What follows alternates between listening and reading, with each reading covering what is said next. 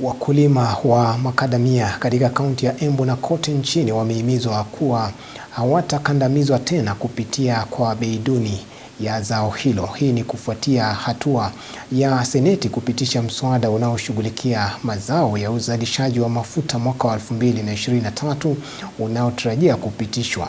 Seneta wa Embu Alexander Mundigi amesema kuwa sheria hiyo inalenga kudhibiti soko na kuweka bei maalum na kuhakikisha wakulima hawakandamizwi na madalali matapeli.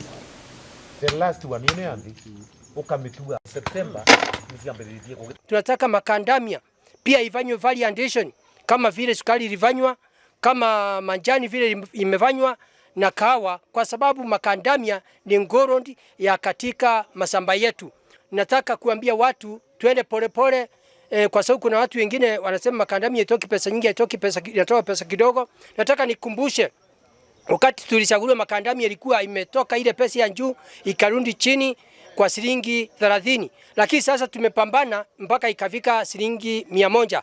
Lakini tunataka tutengeneze bill ambayo ya variation kama kilimo ile ingine. Kwa hivyo nataka niambie watu wa makandamia wasio na wasiwasi, tuendelee kupanda. Wakipanda kahawa manjani, itakuwa tukifanya variation itaweza kuleta bei ile inafaa. Makandamia tunajua imesumbua wakulima sana, na tunajua watu wengine wanaingia kwa masamba ya watu, wanaimba makandamia, wanaenda kuuza kama inja koma, vitu kama hizo inaleta shinda, na tunauza security iweze kuangalia mambo